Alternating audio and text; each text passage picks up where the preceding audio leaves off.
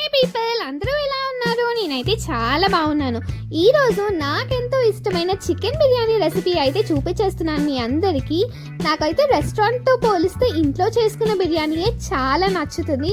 అలా plate full of biryani పెట్టేసుకొని నచ్చినన్ని eggs పెట్టేసుకొని అలా సైడ్కి అనియన్ పెట్టుకొని అనియన్తో నంచుకొని తింటే ఉంటుంది చికెన్ బిర్యానీ వేరే లెవెల్ అంతే. సో ఇప్పుడైతే నేను రెసిపీ చూపించేస్తున్నాను. ముందుగా 20 పచ్చిమిరపకాయలను క్లీన్ చేసి పక్కకు పెట్టుకోవాలి. ఆ తర్వాత గుప్పెడు పుదీనాను కూడా క్లీన్ చేసుకుని ఇలా వాటర్లో వేసి పెట్టుకోవాలి. తర్వాత 2 పెద్ద సైజ్ ఆనియన్స్ ఫ్రైడ్ ఆనియన్స్ చేసి పక్కకు పెట్టుకొని తర్వాత రోజ్ పెటల్స్ అండ్ కొత్తిమీరను కూడా పక్కకు పెట్టుకోవాలి. ఒక మిక్సీ జార్ తీసుకొని మన పచ్చిమిరపకాయలన్నీ ఇందులో వేసిన తర్వాత కొద్దిగా ఉప్పు వేసి గ్రైండ్ చేసుకొని పక్కకు పెట్టుకోవాలి పేస్ట్ని. మన చికెన్ని మ్యారినేట్ చేయడం అయితే స్టార్ట్ చేద్దాము. ఇక్కడ నేను 1.5 kg చికెన్ తీసుకున్నాను. ఇందులోకి 1 టీ స్పూన్ పసుపు, 4 టేబుల్ స్పూన్స్ కారం అండ్ మీ టేస్ట్కి తగ్గట్టుగా సాల్ట్ని కూడా వేయాలి.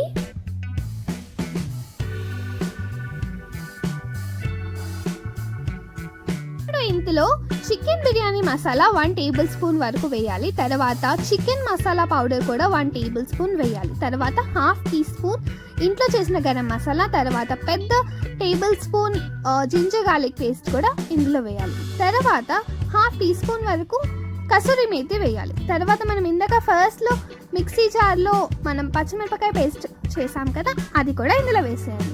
తర్వాత ఫ్రైడ్ ఆనియన్స్ కూడా వేసేసిన తర్వాత ఒక లెమన్ తీసుకొని దాని జ్యూస్ అంతా వేసేసేయాలి. ఇప్పుడు ఇందులోని కొద్దిగా పుదీనా, కొద్దిగా కొత్తిమీరను కూడా ఇందులో వేసేసి బాగా కలిపేసేయండి. ఇప్పుడు మనం చికెన్ అయితే చాలా బాగా మ్యారినేట్ చేయాలి, బాగా మసాజ్ చేస్తూ వేసిన మసాలా అన్నీ బాగా చికెన్కి పట్టేలాగా కలుపుకోవాలి. ఇలా కలిపిన తర్వాత మనం ఫ్రైడ్ ఆనియన్స్ చేసినప్పుడు ఆయిల్ ఉంటుంది కదా, అదే ఆయిల్ ఇందులో వేసేసేయండి. ఇలా ఆయిల్ వేసిన తర్వాత బాగా కలిపేయండి. ఇలా ఆయిల్ వేయగానే కలుపుతున్నప్పుడు ఎంత మంచి అరోమా వస్తుందంటే చాలా బాగుంటుంది. నాకైతే ఇష్టమైన స్టెప్ అన్నమాట మ్యారినేషన్. తర్వాత ఇందులోకి ఫస్ట్గా నేను ధనియాల పొడి మర్చిపోయాను. ఇందులో 1 టీ స్పూన్ వరకు ధనియాల పౌడర్ వేసేసిన తర్వాత బాగా కలిపేసేయండి.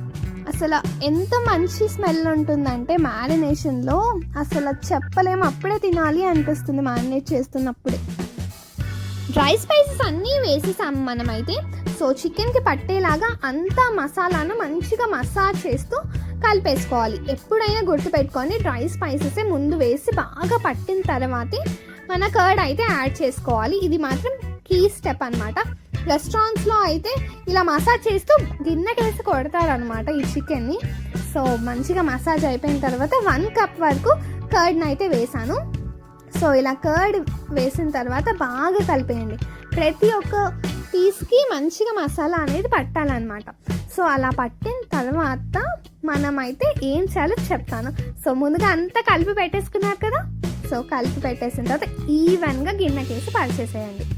ఇప్పుడు రైస్ని నీట్గా వాష్ చేసుకొని నానబెట్టుకొని పక్కకు పెట్టుకోవాలి. నేను ఇక్కడ 1.5 kg రైస్ని అయితే తీసుకున్నాను. ఇప్పుడు ఒక గిన్నెలో వాటర్ వేసి అందులో 3 బే లీవ్స్, కొంచెం రాతి పువ్వు, 5 లవంగాలు, 2 ఇంచుల దాల్చీనీ చెక్క, 1 మరాఠీ మొగ్గ, 2 స్టార్ అనైస్లు, 1 జావిత్రి, 1 పెద్ద సైజ్డ్ ఇలాచీ, 1 చిన్న ముక్క జాజికాయ, 3 ఇలాచీలు, 1/2 టీ స్పూన్ షాహీ జీరా, 3 పచ్చిమిరపకాయలను స్లిప్ చేసి వేసుకోవాలి. తర్వాత ఇందులోకి పుదీనా, కొద్దిగా కొత్తిమీర కూడా వేయాలి.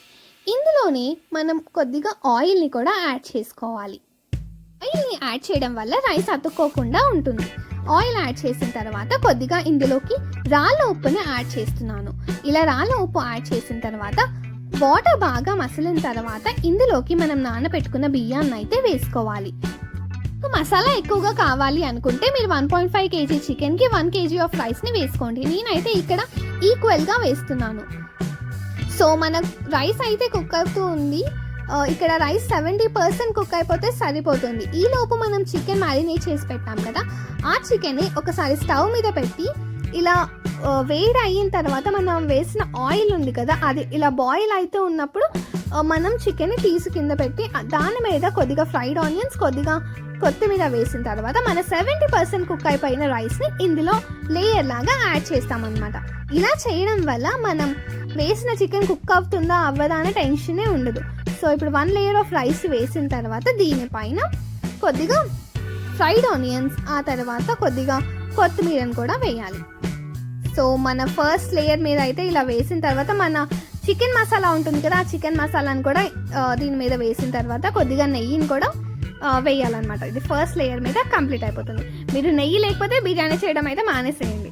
సో ఫస్ట్ లేయర్ మీద ఇవన్నీ వేసిన తర్వాత సెకండ్ లేయర్ ఆఫ్ రైస్ అయితే వేస్తున్నాం. సెకండ్ లేయర్ ఆఫ్ రైస్ కూడా వేసిన తర్వాత సేమ్ కొద్దిగా పుదీనా, కొద్దిగా కొత్తిమీర అండ్ కొద్దిగా ఫ్రైడ్ ఆనియన్స్ అండ్ మన చికెన్ మసాలా. సో ఇది సెకండ్ లేయర్ అన్నమాట. So second layer is the last layer నా దాంట్లో. సో ఇలా వేసిన తర్వాత నాకు ఎంతో ఇష్టమైన రోజ్ పెటల్స్ అన్నమాట. సో రోజ్ పెటల్స్ కూడా దీని మీద వేసేస్తున్నాను అండ్ కొద్దిగా నెయ్యి. అండ్ మీ దగ్గర కీవ్రా వాటర్ ఉంటే అది కూడా యాడ్ చేసేసేయండి. సో నా దగ్గర లేదు అండ్ రోజ్ పెటల్స్ దానికోసం వేసేసాను. అండ్ ఇలా మనం సెకండ్ లేయర్ని కూడా కంప్లీట్ చేసాము. ఇదే మన లాస్ట్ లేయర్.